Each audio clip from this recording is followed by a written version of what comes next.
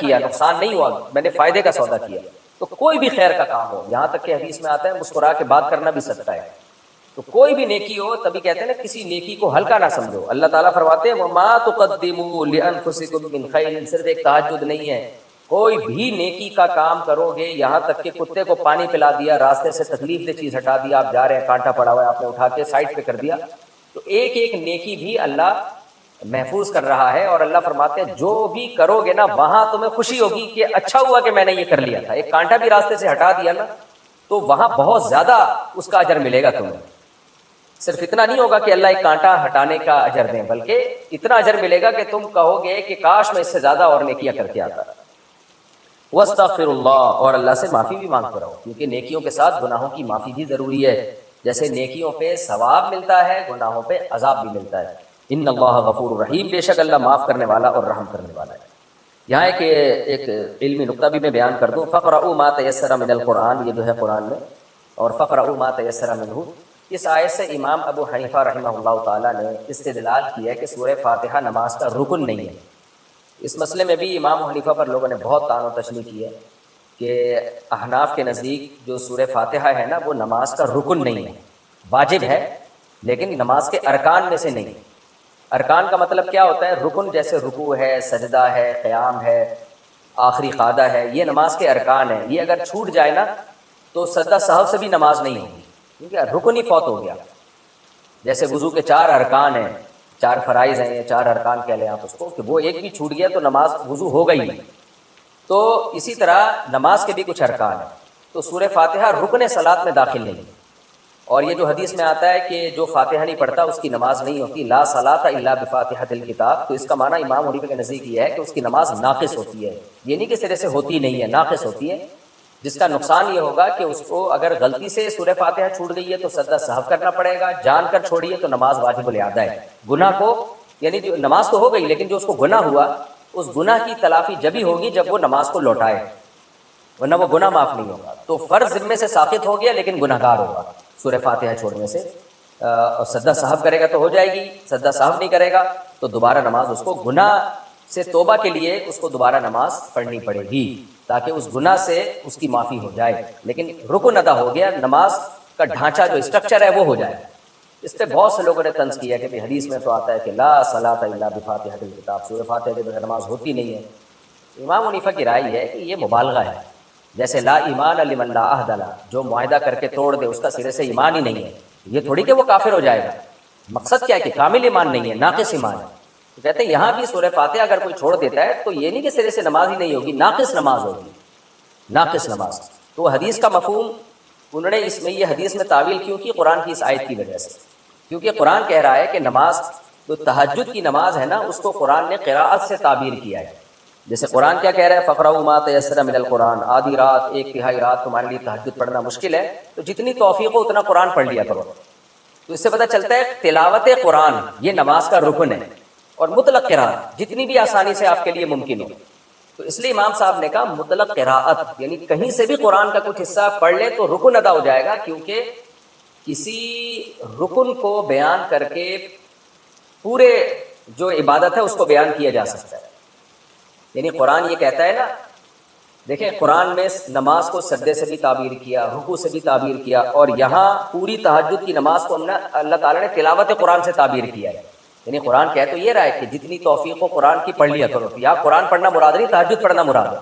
تو اس سے پتہ چلتا ہے تلاوت قرآن نماز کا ایک ایسا زبردست رکن ہے کہ جس رکن کو سے پوری نماز مراد لی جا رہی ہے۔ جیسے سجدہ بول کے بعض دفعہ قرآن پوری نماز مراد لیتا ہے، تو اس سے پتہ چلتا ہے کہ سجدہ بھی رکن ہے۔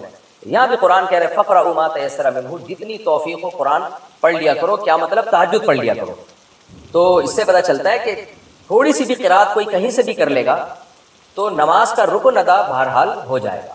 تو اس لیے اگر کوئی بالکل ہی قرأت چھوڑ دیتا ہے پھر تو نماز ہی نہیں ہوئی اس کی، لیکن کہیں سے بھی تھوڑا بہت بھی قرآن پڑھ لیتا ہے، چاہے فاتحہ سے چاہے فاتحہ کے علاوہ سے، تو نماز کا رکن بہرحال ادا ہو جائے گا۔ البتہ سورہ فاتحہ چھوڑنے کا اس کو گناہ ہوگا، اور یعنی اس گناہ کی تلافی ایسے ہی ہوگی کہ نماز لوٹائے ہو، تو نتیجہ تو ایک ہی نکلے گا۔ لیکن امام صاحب نے جو اصول فقہ ہے اس میں یہی ہے کہ قرآن کو وہ سپیریئر رکھتے ہیں، پھر حدیث میں تعویل کرتے ہیں تاکہ وہ قرآن کے مطابق ہو جائے۔ تو اس اصول کو نہ جاننے کی وجہ سے بہت سے لوگ امام ابو حنیفہ پر اعتراض کرتے رہتے ہیں کہ انہوں نے تو اس حدیث پہ عمل نہیں کیا، انہوں نے تو اس حدیث پہ، بھائی وہ اس حدیث کو چھوڑ نہیں رہے ہوتے، اس کا وہ مفہوم بیان کر رہے ہوتے ہیں کہ جو قرآن سے میچ کر جائے۔ اگر اللہ کی نافرمانی انسان سے ہو جائے نا، اس کی تلافی ہو جاتی ہے توبہ کے ذریعے۔ فطرت سے بغاوت کرو گے، وہ فطرت معاف نہیں کرتی۔ فطرت نام اللہ ہی کا ہے، یعنی اللہ ہی نے فطرت بنائی ہے، لیکن اللہ نے فطرت کو ایسا بنایا ہے کہ اس کی بغاوت کرو گے میں معاف کروں گا۔ فطرت معاف بولتے کیوں نہیں بھائی؟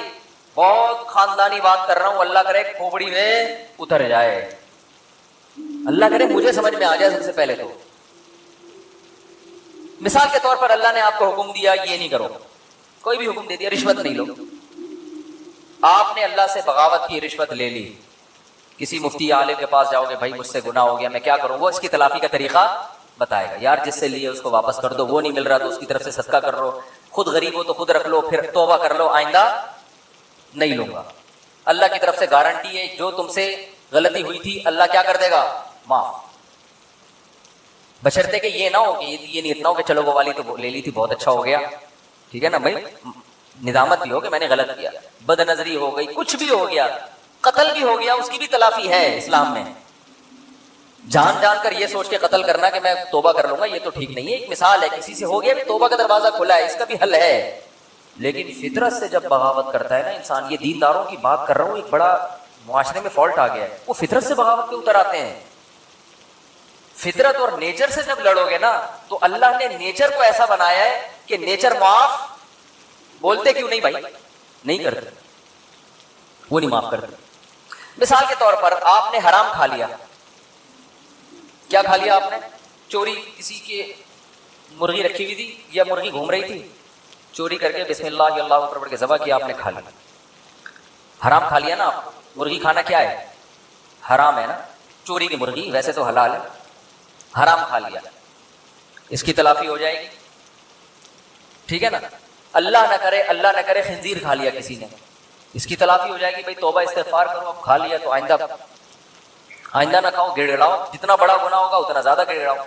لیکن آپ نے زہر پی لیا، یہ جو زہر آپ نے پیا ہے نا، اور پیا بھی جان کے نہیں ہے، آپ سمجھے کہ اس بوتل میں زمزم رکھا ہوا ہے، حالانکہ کیا رکھا ہوا تھا؟ زہر۔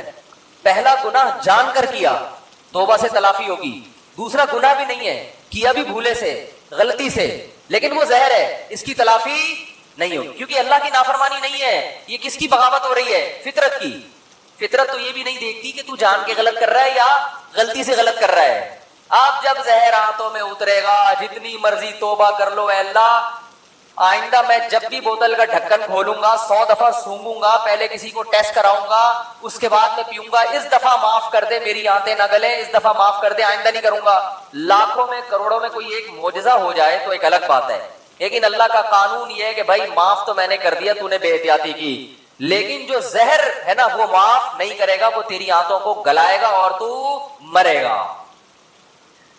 نہیں آ رہی میرا خیال ہے بات سمجھ میں؟ بہت مشکل ہے۔ دیندار آدمی پتہ کیا کرتا ہے؟ جو فطرت نے اصول، قدرت اللہ نے اصول، فطرت ہی اللہ نے بنا، زہر میں اللہ نے خاصیت رکھی نا کہ آنتوں کو گلائے گا، آگ میں جلانے کی خاصیت کس نے رکھی ہے؟ اللہ نے۔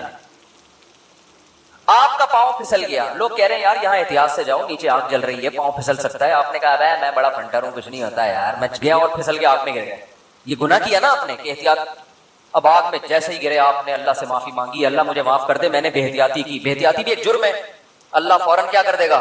معاف، کہ بھائی میرا بندہ توبہ کر رہا ہے، معاف، اللہ مجھے معاف کر کے آگ سے نکال لے اب، کیونکہ میں غلطی سے گرا ہوں، تو معاف۔ اللہ کیا کہے گا؟ ونس اپون اے ٹائم، ایک دفعہ ایسا ہوا تھا، ابراہیم آگ میں گئے تھے، میں نے بچا لیا تھا، بس یہ ابراہیم کے ساتھ ایسا ہوا، اور ہو سکتا ہے 2-4 اور ایسے واقعات ہو گئے ہوں۔ قانون یہ ہے کہ آپ کا گناہ تو میں نے معاف کر دیا، مگر جس غلطی کی وجہ سے آپ آگ میں سلپ ہوئے ہو، آگ کو میں نے پرمیشن نہیں دی کہ وہ تجھے معاف کر دے، اس کا کام ہے جلانا، وہ جلا کے چھوڑے گی۔ بات آ رہی ہے سمجھ میں؟ آج ہمارے ہاں بہت سے مسلمان اللہ کی تو نافرمانی کر ہی رہے ہیں، لیکن ساتھ ساتھ فطرت سے بھی لڑ رہے ہیں۔ دیکھو انگریز کوشش کرتا ہے نیچر سے نہ لڑے، کیا مطلب؟ کامیابی کے جو دنیاوی اسباب ہے نا وہ اختیار کرتا ہے، وہ تبھی کامیابی جو دنیا کے لحاظ سے جس کو وہ کامیابی سمجھتے ہیں وہ کامیاب ہوتے چلے جا رہے ہیں، کیونکہ اللہ کا قانون ہے کہ بھائی کوئی کافر بھی اگر اسباب اختیار کرے گا نا، جس چیز کا جو سبب میں نے رکھا ہے، دیکھو اس کی ایک مثال دیتا ہوں، آپ بے احتیاطی کر رہے ہو، آپ بھی آگ میں گر گئے اور کافر بھی گر گیا بے احتیاطی سے، تو آگ یہ نہیں دیکھے گی کہ یہ چونکہ کلمہ پڑھنے والا ہے اس کو بچا لو، وہ کافر ہے اس کو کیا کر دو، جلا لو، یہ آگ یہ نہیں دیکھے گی۔ اسی طرح آپ مسلمان تھے، آپ نے بے احتیاطی کی اور کافر نے اس راستے کو اختیار نہیں کیا، تو اب آگ یہ نہیں دیکھے گی کہ وہ کافر ہے تو احتیاط کر رہا ہے پھر بھی جلاؤ اس کو، نہ نہ نہ نہ، بلکہ آگ اس کو اس تک نہیں پہنچے گی، آگ وہ بچ جائے گا۔ دنیا کی آگ کی بات کر رہا ہوں۔ تو دنیا میں اللہ تعالی نے کامیابی اور ناکامی کو کس کے ساتھ جوڑ دیا ہے؟ اسباب کے ساتھ۔ جو جس چیز کا سبب ہے نا، وہاں تک پہنچنے کے لیے وہ سبب آپ کو اختیار کرنا پڑے گا۔ اس سبب کو اختیار کیے بغیر وظیفے، دعائیں اور آشرواد لے لینا کسی سے، جا کے سر پہ ہاتھ پھیر دیں گے حضرت جی تو میری شادی ہو جائے گی، نہیں ہوگی شادی، کیونکہ سب سے بڑا مسئلہ آج کل یہی بنا ہوا ہے نا، تو اس لیے مثال ذہن میں آ جاتی ہے۔ آج ایک صاحب آئے میرے پاس ملنے کے لیے، مفتی صاحب میں 40 سال کا ہو گیا، میری شادی نہیں ہو رہی۔ میں نے کہا کیوں نہیں ہو رہی؟ کہہ رہے ہیں یار میں پتہ نہیں، میرا مائنڈ ہی اس کے لیے تیار نہیں ہوتا، تو میرے لیے دعا کر دیں کہ میری شادی ہو جائے۔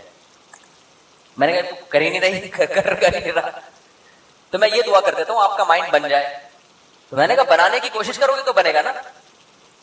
تو بہت بڑا مسئلہ ہمارے ساتھ یہ ہے کہ صحت کے معاملے میں بھی، پڑھائی کے معاملے میں بھی، اور بزنس کے معاملات میں بھی، دین کے معاملات میں بھی۔ دین میں بھی تو یہ ہے نا کہ جنت کے اسباب اختیار کرو گے تو کہاں جاؤ گے؟ جنت۔ تو اس میں بھی جنت کے اسباب بھی اختیار کرنے کے لیے تیار بولو نہیں ہے۔ جنت کے اسباب ہے گناہ چھوڑو، گناہ نہیں چھوڑتے، اور پتہ نہیں ایران توران کیا کچھ کر لیں گے، وظیفے پڑھ لیں گے، 5 لاکھ دفعہ آیت الکریمہ پڑھ لی، فلاں نے پڑھ لی، یہ کر لیا، وہ کر لیا، اور فلاں کو کھانا کھلا دیا۔ بھائی جنت میں جانے کا سب سے پہلا سبب کیا ہے؟ کہ جس چیز کو اللہ نے حرام کہہ دیا اس سے آپ کو بچنا ہے، گناہ چھوڑنا ضروری ہے۔ اپنے عقیدے کو توحید کے بغیر جنت میں نہیں جا سکتے، کتنے اچھے بن جاؤ، شرک پر اگر ہے۔ دیکھو جیسے دنیا کا کے اسباب ہوتے ہیں نا، کہ جب تک محنت نہیں کرو گے، صحت کی کوشش نہیں کرو گے تو صحت بنتی نہیں ہے۔ یہ تھوڑی کہ اٹرم پٹرم جو مرضی کھاتے رہو اور آپ پھر بھی صحت میں، ایسا نہیں ہوتا۔ جو لوگ کہتے ہیں نا فلاں سب کچھ کھا جاتا ہے پھر بھی ٹھیک ہے، ایسا نہیں ہے، ایک وقت اس کو بھی بریک لگانی پڑتی ہے، اس کو روکنا پڑتا ہے اپنے آپ کو۔ اور جو پھر بھی کچھ نہیں ہو رہا ہے اس کا مطلب ایک ہی دفعہ میں ہونے والا ہے، اس کو ایک ہی دفعہ میں پھٹ جائے گا بیٹھا بیٹھا، کیونکہ جو کچھ ہوتا رہے نا تو انسان پھر بھی تھوڑا سا احتیاط سے چلتا ہے۔ اس کا مطلب ایک ہی دفعہ میں اس کا کچھ ہونے والا ہے، ٹائٹ طریقے سے دھماکے کے ساتھ پھٹے گا۔ گرنیڈ ایک ہی دفعہ پھٹتا ہے، اور کلاشنکوف سے گولیاں مسلسل چلتی رہتی ہیں، ٹھیک ہے نا۔ گرنیڈ کیا ہوتا ہے؟ ایک ہی دفعہ پھٹتا ہے، بس وہ دوبارہ چلنے کے قابل نہیں رہتا۔ تو آخرت میں جانے کا سبب بھی ہے، تو وہ سبب اختیار کیے بغیر ہم انگریز کو کہتے ہیں نا دنیا میں کامیاب ہے مگر آخرت میں نہیں ہے۔ کیوں نہیں بھائی؟ تم آخرت کا سبب اختیار کرتے نہیں ہو۔ آخرت میں جانے کے اسباب کیا ہے؟ عقیدہ توحید ہے، رسالت ہے، پھر جو اللہ نے جس کو حلال کیا اس کو حلال سمجھو، جس کو حرام کہا اس کو حرام سمجھو۔ پھر لوگ ہم سے لڑتے ہیں کہ یہ سائنسدان کیوں جنت میں نہیں جائیں گے، انہوں نے تو اتنے نیک کام کیے۔ اور بھائی جنت میں جانے کے لیے تھوڑی کیے انہوں نے، دنیا کے لیے کیے۔ تو دنیا آج ان لوگوں کو بڑے اچھے القاب سے یاد رکھتی ہے، یار اس نے بلب ایجاد کیا۔ اب بلب کے رشتہ داروں کو گالیاں دینا الگ بات ہے، لیکن بلب بنانے والے کو گالیاں کوئی بھی نہیں دیتا۔ پاکستانی قوم بلب کے رشتہ داروں کو گالیاں دیتی ہے، لیکن بلب بنانے والے کو الحمدللہ گالیاں نہیں دیتی، اور دینا بھی نہیں چاہیے گالیاں۔ بھائی اس نے ہم پر احسان کیا، بلب بنایا، تو احسان کا بدلہ اس کو دنیا میں مل گیا۔ اس نے کون سا صدقہ جاریہ کے لیے، آخرت کے لیے بنایا تھا؟ تو جو دنیا میں کر رہے ہیں دنیا کے لیے کر رہے ہیں، آخرت کا کوئی حصہ نہیں۔ اللہ نے بتا دیا تم نے آخرت کے لیے کیا ہی نہیں ہے، کیونکہ تمہارا تو آخرت پر ایمان ہی نہیں ہے۔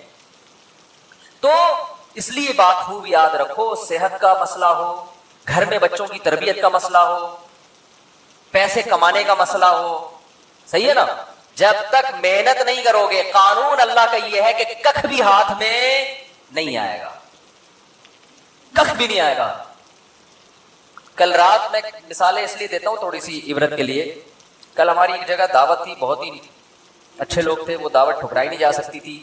کھانا کھایا ہم نے 11 بجے رات، اور وہ انہوں نے اتنا کچھ بنایا ہوا تھا، وہ بھی باقاعدہ آرڈر پہ کھایا ہم نے۔ ابھی میں کیا وہ سن بھی رہے ہوں گے نا بیان، کھایا 11 بجے۔ جب آپ کھا کے سو گئے تو آپ کی صحت ٹھیک ہو سکتی ہے؟ پھر آپ کہو چونکہ میں مفتی صاحب ہوں اور لوگ کہتے ہیں عالم ہے، لوگوں کے خیال میں کوئی نیک آدمی ہے، اصل تو اللہ ہی جانتا ہے کون نیک ہے، کون بزرگ ہے، کون عالم ہے، لیکن لوگوں کا ایک اچھا گمان اگر فرض کر لیں تو چونکہ ہم نے 11 بجے کوفتے کھائے ہیں، کوفتے بنائے ہوئے بڑے خاندانی قسم کے پھوڑ دیے ہم نے، طبیعت سے پھوڑے. اچھا وہ تو میں ان سے کہہ رہا تھا کہ مولانا طارق جمیل صاحب تو رات کو کھانا کھاتے ہی نہیں ہے نا، رات کو کھانا حضرت مولانا طارق جمیل صاحب نہیں کھاتے، وہ اتنے 2-4 والے بس جتنا بھی رکھا وہ نہیں کھاتے، صحت کا خیال کرتے ہیں. تو میں نے کہا یار اتنا تپڑ مجھ میں نہیں، اتنا اچھا اچھا کھانا رکھا ہوا ہے اور میں کھاؤں نہیں. تو وہ کہنے لگے، میں نے کہا ہم نے اس کا ایک آلٹرنیٹ تلاش کیا ہوا ہے، کھائیں گے طبیعت سے. تو ہم نے پھوڑا. اب جب پھوڑا ہے تو ظاہر ہے تو اس پھوڑے ہوئے کو نکالنا بھی تو ہے نا. تو اس کا حل پھر ہم میرے ساتھ ایک ہمارے دوست تھے، وہ کافی وزنی ہیں. میں نے کہا بیٹا میں تو نہیں سو سکتا ایسے، میں تو نہیں سو سکتا، یہ تو خودکشی ہے. تو میں نے کہا جب تک یہ جتنی کیلوریز جمع ہوئی ہیں نا یہ برن نہیں ہوگی نا میں نہیں سوؤں گا. انہوں نے کہا کیسے برن کرنا؟ میں نے کہا پیدل نکلو.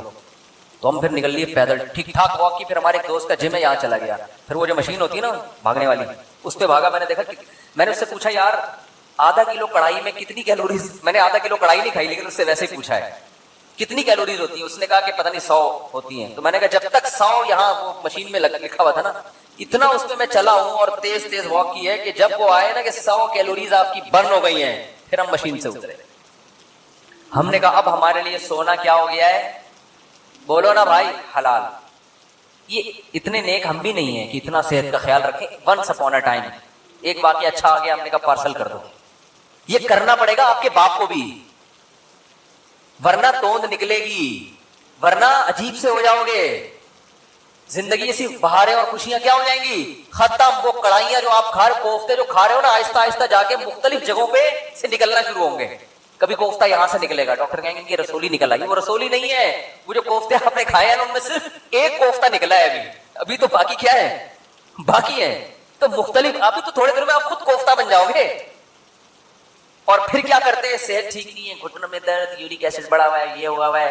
پھر آتے ہیں کہ جی وہ مفتی صاحب کوئی وظیفہ بتا دیں کہ فلانے بزرگ کے پاس چلے جاؤں. پھر وہ فلانے آستانے پہ ایک بڑے اولیاء اللہ بیٹھتے ہیں، آدمی ہے کہ لیکن اولیاء اللہ. اولیاء تو ولی کی جمع ہے بھائی، ولی اللہ ہوتا ہے اس کو لوگ کیا کہتے ہیں؟ اولیاء اللہ بیٹھتے ہیں. اولیاء اللہ تو بہت سارے ہول سیل کے حساب سے کہہ رہے وہ فلانے آستانے میں ایک اولیاء اللہ بیٹھتے ہیں، وہ ایسا دم کرتے ہیں بھائی ان کے پاس جاؤ، ایسا تعویذ ہے. ابے تو کھا کیا رہا ہے؟ تو کم بخت تو تعویذوں میں نہائے گا بھی نہ کک بھی نہیں ہوگا. اللہ کا قانون ہے بھائی، قانون ہے کہ جتنا کھا رہے ہو نا اس کا وہ یوٹیلائز ہو گئی تو صحت صحیح رہے گی، نہیں ہو رہا تو پھٹ جاؤ گے دھماکے کے ساتھ. بچوں میں تو چلو گروتھ ہو رہی ہوتی ہے نا، 40 سال میں گروتھ تھوڑی ہوگی آپ کی. اب تو فیٹ بڑھے گا، اب تو پھوڑے نکلیں گے، وہ کوفتے نکلیں گے مختلف جگہوں سے آپ کے، کولیسٹرول بڑھے گا 10. پھر بھی اگر مر جائے آدمی تو پھر اللہ نے مار دیا. اونٹ پہ بیٹھے ہوئے آدمی کو بھی کتا کاٹ لیتا ہے جب انسان کی لکھی ہوئی ہوتی ہے.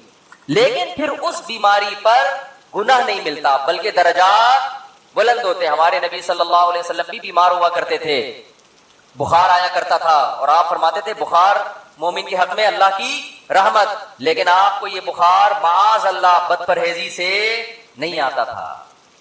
سمجھ میں آ رہی ہے بات؟ ایک بیماری اللہ کی طرف سے ہوتی ہے، وہ آپ کی کوتاہیوں کی وجہ سے نہیں ہوتی. وہ بیماری اللہ کی رحمت ہے، اس میں گناہ معاف ہوتے ہیں.